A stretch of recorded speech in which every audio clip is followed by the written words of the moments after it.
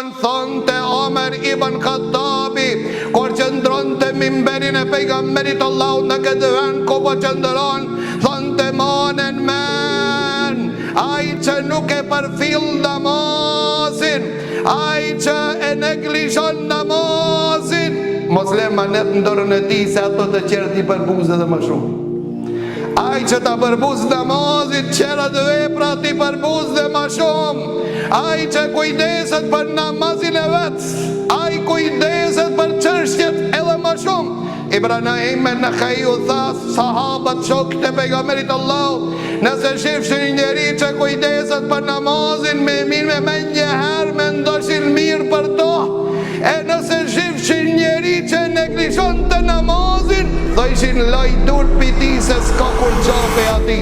Edhe praktikisht më pëlqejti një tregtari cili thanë punën time, tha unë i baj iman në punë vetëm namazli.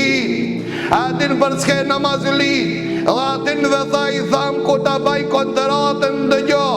Nëse ke nevoj për diçka më njofto, më informo, mos prek në kacë, mos prek në qepin e uj për çka këse.